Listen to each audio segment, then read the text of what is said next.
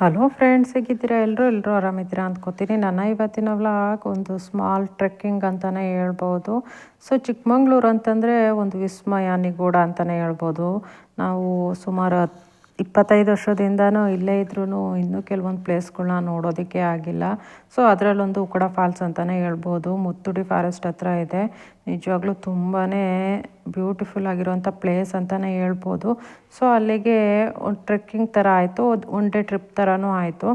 So ಯಾವ ರೀತಿ ಹೋಗಿದ್ವಿ, ಅಲ್ಲಿನ ಫಾಲ್ಸ್ ಯಾವ ರೀತಿ ಇದೆ, ಇದೊಂದು ಹಿಡನ್ ಪ್ಲೇಸ್ ಅಂತಲೇ ಹೇಳ್ಬೋದು. ಅಷ್ಟೊಂದು ಜನಗಳಿಗೆ ಪರಿಚಿತ ಇಲ್ಲ ಇದು. ಸೊ ಆ ಪ್ಲೇಸ್ನ ನಿಮ್ಮ ಜೊತೆ ಶೇರ್ ಮಾಡೋಣ ಅಂತ ಅಂದ್ಬಿಟ್ಟು. ಅದಕ್ಕಿಂತ ಮುಂಚೆ ಯಾರು ನನ್ನ ವ್ಲಾಗ್ನ ಫಸ್ಟ್ ಟೈಮ್ ನೋಡ್ತಿದ್ದೆ, ವಿಡಿಯೋನ ಲೈಕ್ ಮಾಡಿ ಮತ್ತು ಸಬ್ಸ್ಕ್ರೈಬ್ ಮಾಡಿ ಅಂತ ಹೇಳ್ತಾ ನಾನು ಇವತ್ತಿನ ವ್ಲಾಗ್ನ ಶುರು ಮಾಡ್ತಾ ಇದ್ದೀನಿ. ಸೊ ವೆಲ್ಕಮ್ ಟು ಸ್ವೀಕೃತಿ. ಚಿಕ್ಕಮಂಗ್ಳೂರು ಅಂದರೆ ಮಲೆನಾಡಾಗಿರೋದ್ರಿಂದ ಬರೀ ಬೆಟ್ಟ ಗುಡ್ಡಗಳ ಪ್ರದೇಶನೇ ಆಗಿದೆ. ಸೊ ಹಾಗಾಗಿ ಎಲ್ಲಿ ನೋಡಿದ್ರೂ ಫಾಲ್ಸ್ಗಳು ಇದ್ದೇ ಇರುತ್ತೆ.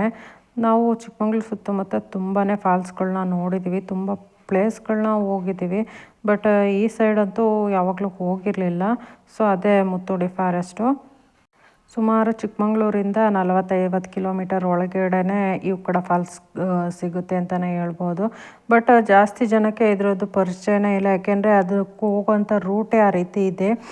ರೋಡಿನ ವ್ಯವಸ್ಥೆ ಅಷ್ಟು ಚೆನ್ನಾಗಿಲ್ಲ, ಹಾಗೆಯೇ ಟೂರಿಸಮ್ ಡಿಪಾರ್ಟ್ಮೆಂಟಿಗೂ ಸೇರಿಲ್ಲ. ಹಾಗಾಗಿ ಇದಕ್ಕೆ ವ್ಯವಸ್ಥೆ ಯಾವುದೂ ಸರಿಯಾಗಿ ಮಾಡಿಲ್ಲ.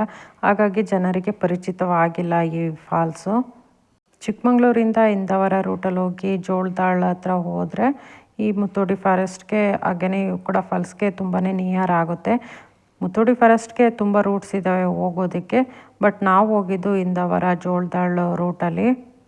ನಾವು ಒನ್ ಡೇಗೆ ಟ್ರಿಪ್ ಮಾಡಬೇಕಂದ್ರೆ ಮುತ್ತೋಡಿ ಫಾರೆಸ್ಟಲ್ಲೇ ಒನ್ ಡೇಗೆ ಟ್ರಿಪ್ ಮಾಡ್ಕೋಬಹುದು.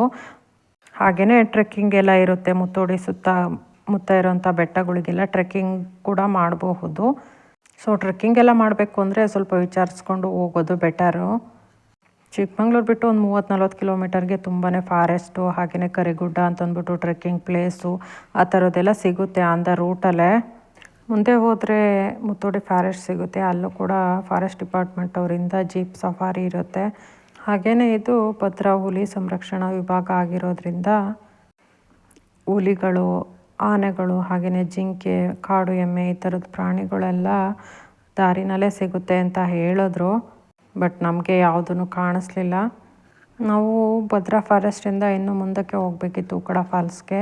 ಸೊ ಅಲ್ಲಿ ಒಂದು ಸ್ಮಾಲ್ ಟ್ರೆಕ್ಕಿಂಗ್ ಥರ ಅಂತಲೇ ಹೇಳ್ಬೋದು. ಸುಮಾರು 1-1.5 ಕಿಲೋಮೀಟರ್ನಷ್ಟು ನಡಿಬೇಕಾಗುತ್ತೆ ಅಷ್ಟೇ. ತುಂಬಾ ಬ್ಯೂಟಿಫುಲ್ ಆಗಿರೋಂಥ ಫಾಲ್ಸ್ ಅಂತಲೇ ಹೇಳ್ಬೋದು. ಫಾರೆಸ್ಟು ಅಷ್ಟೇ ತುಂಬಾ ಚೆನ್ನಾಗಿತ್ತು, ನೋಡೋದಕ್ಕೆ ಖುಷಿ ಅನಿಸೋದು. ನಾವುಗಳಂತೂ ಈ ಟೌನಲ್ಲಿ ಇದ್ಕೊಂಡು ಬರೀ ಮನೆಗಳು ಜನಗಳು ನೋಡಿ, ಬಟ್ ಈ ಪ್ರಕೃತಿ ನೋಡಿದ್ಮೇಲೆ ನಿಜವಾಗ್ಲೂ ತುಂಬಾ ಬಂದಿದ್ದಕ್ಕೂ ಸಾರ್ಥಕ ಅನ್ನಿಸ್ತು. ಇಷ್ಟು ಚೆನ್ನಾಗಿರುವಂಥ ಮರಗಿಡಗಳು, ತುಂಬಾ ಬೆಲೆ ಬಾಳುವಂಥ ಮರಗಳಿದ್ದಂಥ ಕಾಡು ಅಂತಲೇ ಹೇಳ್ಬೋದು.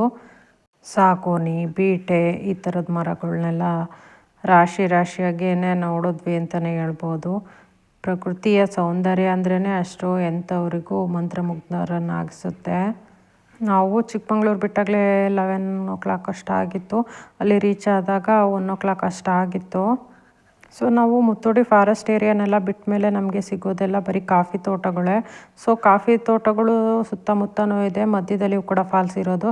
ಬಟ್ ಇದು ಪ್ರೈವೇಟಾಗಿ ಯಾರಿಗೂ ಸೇರಿರುವಂಥದ್ದಲ್ಲ. ಸುತ್ತಮುತ್ತ ಕಾಫಿ ತೋಟಗಳಿದೆ, ಮಧ್ಯದಲ್ಲಿ ಫಾಲ್ಸ್ ಇದೆ. ಹಾಗಾಗಿ ಜಾಸ್ತಿ ಜನಗಳಿಗೆ ಚಿರಪರಿಚಿತ ಆಗಿಲ್ಲ ಅಂತ ಅನಿಸುತ್ತೆ.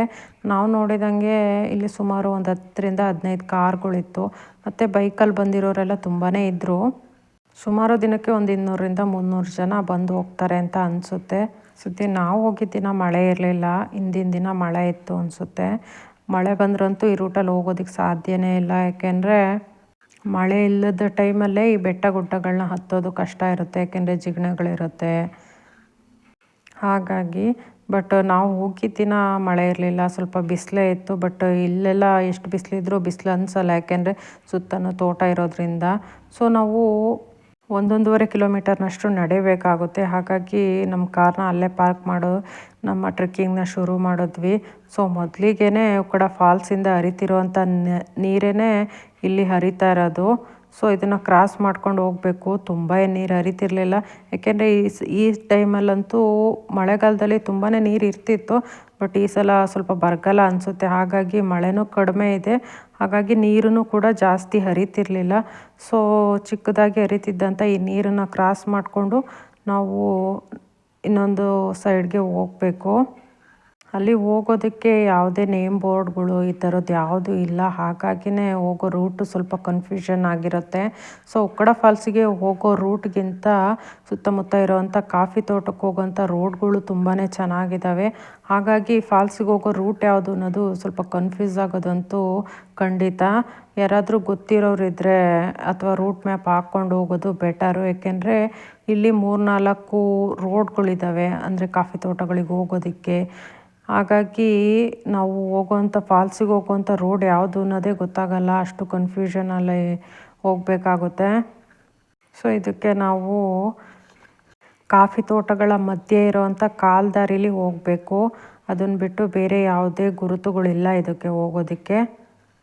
ಸೊ ನಮ್ಮ ಫ್ಯಾಮಿಲಿ ಮತ್ತು ನನ್ನ ಫ್ರೆಂಡ್ ಫ್ಯಾಮಿಲಿ 2 ಫ್ಯಾಮಿಲಿ ಹೋಗ್ತಿರೋದು. ಹೀಗೆ ಜಾಯಿಂಟ್ ಫ್ಯಾಮಿಲಿಗಳಲ್ಲಿ ಹೋದರೆ ಅದ್ರ ಖುಷಿನೇ ಬೇರೆ ಅಂತಲೇ ಹೇಳ್ಬೋದು.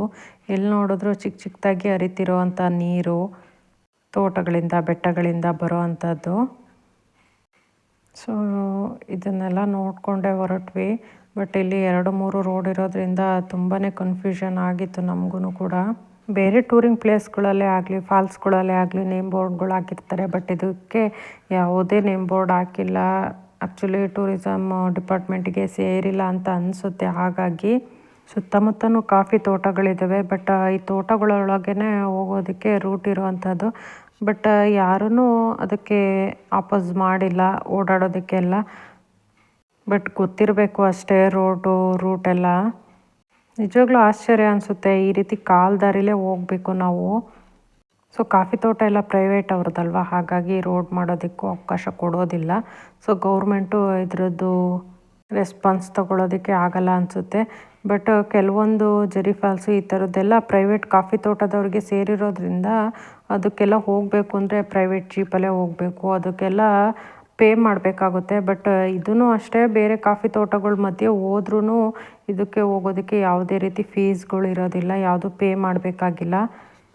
ಯಾವುದೇ ಪ್ರೈವೇಟ್ನವ್ರು ಜೀಪಲ್ಲಿ ಹೋಗಬೇಕು ಆ ಥರದ್ದು ಯಾವುದೂ ಇಲ್ಲ. ಸೊ ನಮಗೆ ರೋಡ್ ಚೆನ್ನಾಗಿರೋ ತನಕ ಸ್ವಂತ ವೆಹಿಕಲಲ್ಲಿ ಬಂದು ಆನಂತರ ನಡ್ಕೊಂಡು ಹೋಗ್ಬೇಕಷ್ಟೆ.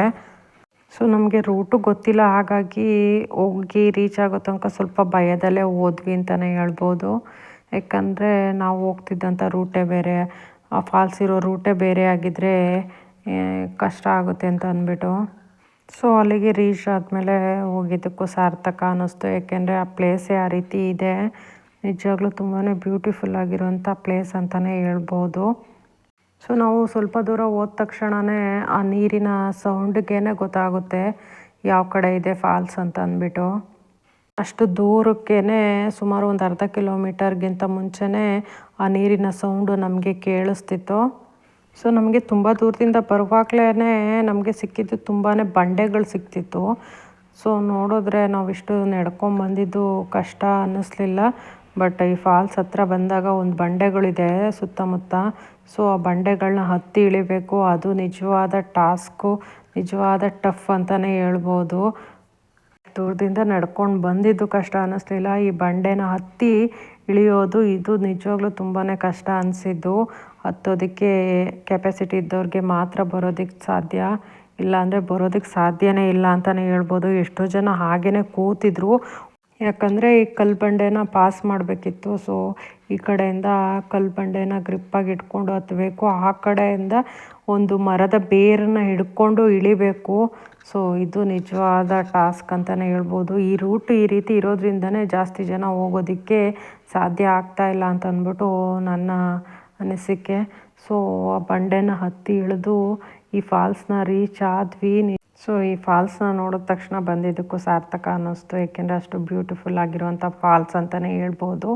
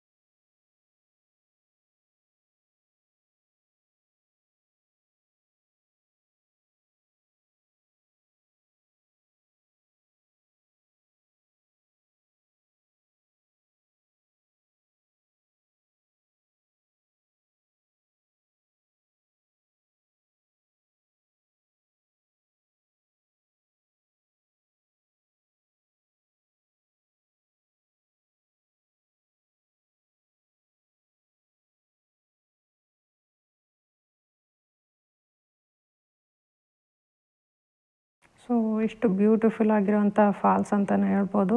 ಖಂಡಿತವಾಗಿಯೂ ಚಿಕ್ಕಮಂಗ್ಳೂರು ಸೈಡ್ ಇದ್ದವರಂತೂ ಮಿಸ್ ಮಾಡ್ಕೊಳ್ದೆ ಹೋಗಿ ಬರಬಹುದು ಒನ್ ಡೇಗೆ. ಮುತ್ತೋಡಿ ಫಾರೆಸ್ಟ್ಗೆ ಬೇಕಾದರೆ ಸಫಾರಿ ಹೋಗಿ ಬಂದು ಒಂದು 2 ಅವರ್ಸಲ್ಲಿ ಫ್ರೀ ಇದ್ದರೆ ಈ ಫಾಲ್ಸ್ಗೆ ಹೋಗಿ ಬರಬಹುದು. ತುಂಬಾ ನಿಯರ್ ಆಗುತ್ತೆ. ಸೊ ಒನ್ ಡೇಗಂತೂ ಫಾರೆಸ್ಟು ಮತ್ತು ಈ ಫಾಲ್ಸು ಆರಾಮ್ಸೆ ಮಾಡ್ಕೋಬೋದು. ಸೊ ನಾವೂ ಅಷ್ಟೇ ಮಧ್ಯಾಹ್ನ ಊಟಕ್ಕೆ ಅಂತ ಅಂದ್ಬಿಟ್ಟು ಮನೆಯಿಂದನೇ ಬಾಕ್ಸ್ ತಂದಿದ್ವಿ. ಸೊ ಅಲ್ಲೇ ಕಾರ್ನ ನಿಲ್ಲಿಸ್ಕೊಂಡು ಊಟನ ಮುಗಿಸ್ಕೊಂಡು ಸಂಜೆ 5 ಗಂಟೆ ಅಷ್ಟರೊಳಗೆ ಚಿಕ್ಕಮಂಗ್ಳೂರು ರೀಚ್ ಆದ್ವಿ. ಸೊ ನಮಗಂತೂ ಒಂದು ಬ್ಯೂಟಿಫುಲ್ ಡೇ ಅಂತಲೇ ಹೇಳ್ಬೋದು.